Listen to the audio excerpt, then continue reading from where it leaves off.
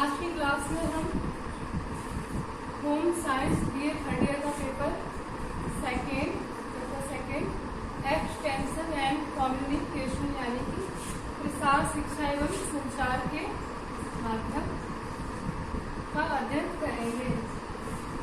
इसमें हम देखेंगे औपचारिक शिक्षण और प्रसार शिक्षण में क्या अंतर है, यानी कि औपचारिक शिक्षण और प्रसार शिक्षण एक दूसरे से किस प्रकार भिन्न है। इसके अलावा हम जानेंगे प्रसार शिक्षण के कितने चरण हैं और ये किस प्रकार वर्क करते हैं। आइए सबसे पहले हम जानते हैं औपचारिक शिक्षण। औपचारिक शिक्षण क्या है?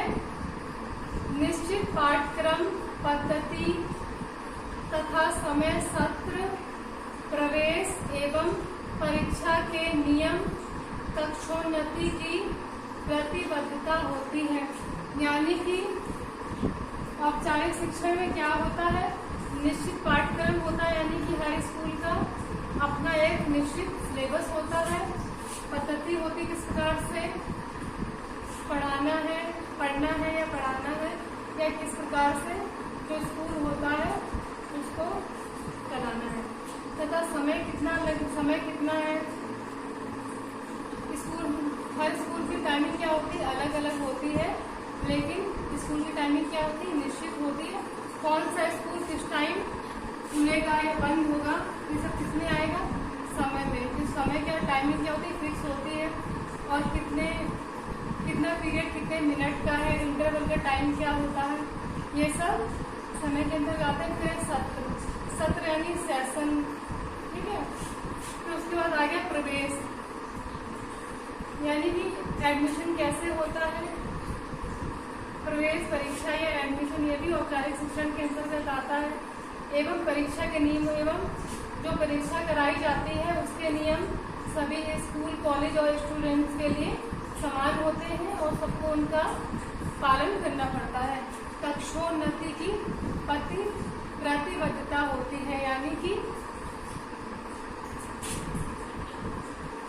एक क्लास से दूसरे क्लास में जब कक्षोन्नति हो जाती है, यानी कि बच्चा से फर्स्ट क्लास पास आउट कर लेगा तो सेकंड क्लास में जाता है, तो क्या कहलाया जाता है? एक क्लास से पास आउट करके दूसरे क्लास में जाना क्या कहलाया जाता है? कक्षोन्नति की प्रतिबद्धता होती। तो औपचारिक शिक्षण में क्या होता है? निश्चित पाठ्यक्रम होता है, पद्धति, समय, सत्र, प्रवेश एवं परीक्षा के नियम और कक्षोन्नति की प्रतिबद्धता होती है। आइए अब देखते हैं प्रसार शिक्षण। प्रसार शिक्षण क्या है? शैक्षिक शिक्षण के सिद्धांत का पालन करता है। प्रसार शिक्षण क्या करता है? शैक्षिक शिक्षण के सिद्धांत का पालन करता है। आइए उससे पहले थोड़ा और जान लेते हैं औपचारिक शिक्षण के बारे में। औपचारिक शिक्षण बाल एवं युवा केंद्रित शिक्षण प्रणाली है जो बालकों एवं युवाओं को भविष्य में सामाजिक एवं आर्थिक जीवन जीने में सक्षम बनाती है। इसका स्वरूप निश्चित होता है, ठीक है। अतः शिक्षार्थियों की सुविधा तथा असुविधा के प्रति सतर्कता नहीं बरती जाती है। इसमें सबके लिए रूल्स रेगुलेशन इसमें सेम होते हैं, तो किसको क्या परेशानी हो रही है उतना नहीं देखा जा, सबके लिए एक ही समान शिक्षा प्रणाली चलती है। शिक्षकों को सभी विद्यार्थियों को समान एवं सामूहिक रूप से ही इसमें पढ़ाना होता है। औपचारिक शिक्षण पद्धति में एक निश्चित क्रमबद्धता होती है जो विद्यार्थियों को विद्यालय से महाविद्यालय तथा महाविद्यालय से विश्वविद्यालय तक पहुंचाती है। नेक्स्ट हम देखते हैं प्रसार शिक्षण। प्रसार शिक्षण क्या है? स्वैच्छिक, ये शब्द अपने आप में आपको समझ में आ रहा है। स्वैच्छिक क्या है? अपनी इच्छा से, स्वयं की इच्छा से स्वैच्छिक शिक्षण के सिद्धांत का पालन करता है। कौन? प्रसार शिक्षण। स्वयं की सहायता हेतु स्वेच्छा से शिक्षा ग्रहण करने के ये कोई भी व्यक्ति जिज्ञासु या प्रयत्नशील होता है जब कोई प्रेरक शक्ति उसे प्रभावित करती है। ठीक है। वास्तव में मनुष्य की समस्त क्रियाएं अभिप्रेरणा द्वारा ही होती है, या जब हमको अंदर से किसी काम को करने के लिए अभिप्रेरणा होती है या रुचि होती है तो काम हम जल्दी से सीख जाते हैं। नेक्स्ट देखते हैं प्रसार शिक्षण के चरण कौन कौन से हैं। प्रसार शिक्षण के हैं 8 चरण। प्रसार शिक्षण में अभिप्रेरण महत्वपूर्ण भूमिका निभाता है, क्योंकि प्रसार शिक्षण व्यक्ति की अनुभूत आवश्यकताओं पर आधारित है। प्रसार कार्यकर्ता ग्रामीणों की आवश्यकताओं का विश्लेषण करते हैं और उन्हें अपनी आवश्यकताओं की पूर्ति के लिए उपाय सुझाते हैं। कृषक अपनी आवश्यकताओं की पूर्ति तभी कर सकता है जब वो आर्थिक दृष्टि से संपन्न हो। हम प्रसार शिक्षण के चरण पढ़ते हैं। प्रसार शिक्षण का पहला चरण है प्रसार शिक्षण के चरण। इसमें प्रसार शिक्षण का पहला चरण क्या है? ध्यानाकर्षण। किसी परिणाम या प्रतिफल को देखकर ही लोगों का ध्यान उसकी ओर जाता है। दूसरे शब्दों में इसे क्या कहा जाता है? ध्यानाकर्षण कहा जाता है। गेहूं के अच्छे दाने यानी कि पुष्ट दाने, टमाटर बैगन के बड़े आकार, भुट्टों को हम लहलहाते हुए खेत में देखेंगे तो हमें क्या लगता है कि भुट्टों की फसल इस बार अच्छी हुई है। फलों से लदे पेड़ पौधे इत्यादि देखकर कृषक क्या होता है? आकर्षित होता है। यानी कृषक का ध्यान जब अच्छी फसल होती है, अच्छी पैदावार होती है तो जो कृषक होता है उसका खुद ही ध्यान जाता है, ध्यानाकर्षण होता है। नेक्स्ट है अभिरुचि। अभिरुचि क्या है? कोई वस्तु या उपलब्धि जब किसी व्यक्ति का ध्यान आकर्षित करने में सक्षम हो जाती है तो आगे की क्रिया सहज हो जाती है। अभिरुचि एक प्रतिक्रिया है जो ध्यानाकर्षण के कारण होती है। यानी कि हम किसी काम को करेंगे, उसमें ध्यान लगाएंगे, ध्यानाकर्षण होगा, हम उस चीज के लिए आकर्षित होंगे, फिर उसके बाद ही अभिरुचि जागती है। जब ग्रामीणों का ध्यान परिणाम पर आकर्षित हो जाता है कि अच्छी फसल हो रही है, ठीक है, तो प्रसार शिक्षक को उस विषय में थोड़ी जानकारी देना प्रारंभ कर देना चाहिए। प्रसार शिक्षक को अपनी बात आकर्षक ढंग से प्रस्तुत करनी चाहिए। नेक्स्ट है आकांक्षा। प्रसार शिक्षक का यह कर्तव्य हो जाता है कि ग्रामीणों में नई जानकारियों को प्राप्त करने की अभिरुचि जाग रही है, उसे बनाए रखने के लिए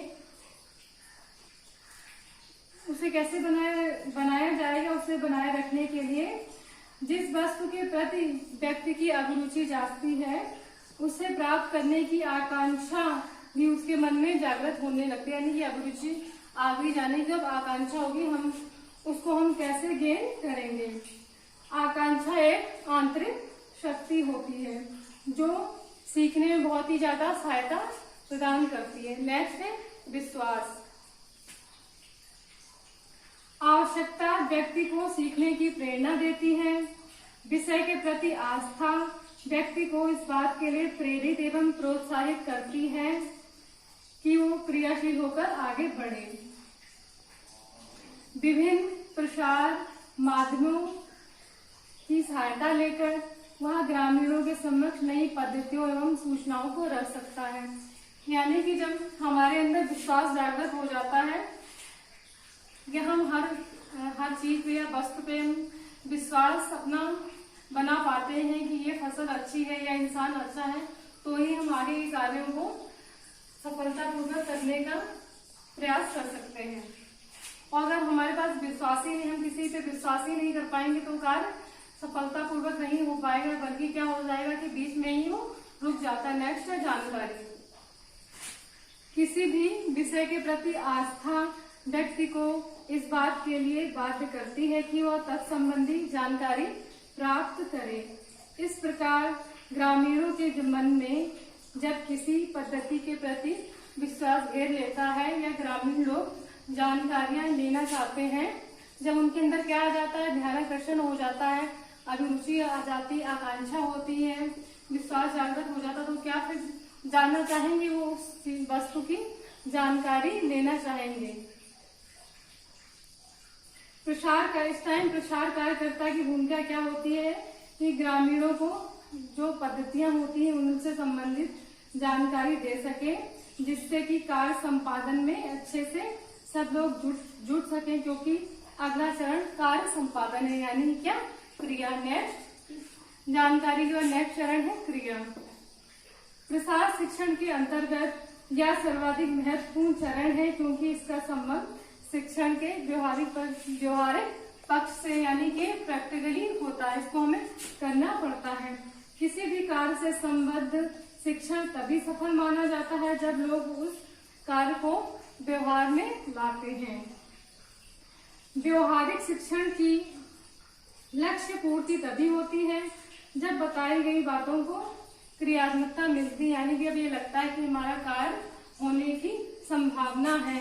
अगर ये लोगों को यही पता होगा कि कार्य नहीं हो पाएगा तो उनको क्या लगेगा, हमारा टाइम भी खराब जा रहा है और मनी वेस्ट जा रही, तो उस कार्य में वो इंटरेस्ट नहीं दिखाते हैं, अच्छे से कार्य नहीं करते हैं। नेक्स्ट है संतुष्टि। सीखने की क्रिया आवश्यकता से प्रारंभ होती है तथा कई प्रेरक शक्तियों द्वारा प्रभावित होकर वांछित लक्ष्य तक पहुंचती है। कोई विद्यार्थी जब पढ़ता है तो परीक्षा में अच्छा फल प्राप्त करना उसका क्या होता है, वांछित लक्ष्य होता है। इसी प्रकार कृषक जब हल जोतता है तो उसको क्या लगता है, उसको लगता है कि अच्छे फसल की प्राप्ति हो। इस प्रकार हम कह सकते हैं कि व्यक्ति कोई भी कार्य किसी प्रलोभन या वांछित लक्ष्य उद्देश्यों को बनाकर ही पूर्ण करता है। नेक्स्ट है मूल्यांकन। मूल्यांकन प्रसार शिक्षण का महत्वपूर्ण चरण है। मूल्यांकन द्वारा ही हमें ज्ञात होता है कि वांछित लक्ष्यों की प्राप्ति कितनी हुई है और कहां तक हुई है। मूल्यांकन एक विश्लेषणात्मक अध्ययन है जो कार्य संपादन किया कार्य संपन्न होने की त्रुटियों या लाभों की जानकारी देता है। कार्य संपादन के क्रम में भी समय समय पर कार्य प्रगति से संबंधित सूचनाएं मूल्यांकन द्वारा ही प्राप्त होती हैं। समय पर दोष निवारण होना अपने आप में महत्वपूर्ण है, यानी कि मूल्यांकन सबसे ज्यादा इसमें प्रसार शिक्षण के चरण में अपनी महत्वता रखता है। यानी कि हम मूल्यांकन करेंगे तो मूल्यांकन से ही पता चल पाएगा कि हमारा रिजल्ट कैसा है, पॉजिटिव जा रहा है या नेगेटिव जा रहा है। तो मूल्यांकन इन सब प्रसार शिक्षण के चरण में क्या है, सबसे ज्यादा इम्पोर्टेंट है। और बीच बीच में हम हर क्षेत्र में मूल्यांकन करते रहते हैं, जिससे पता चलता है कि प्रगति कितनी हो रही है, किस कार्य करने में कहाँ हमें लाभ होगी या हानि होगी, तो उसी के अकॉर्डिंग क्या है हम कार्य को करते हैं।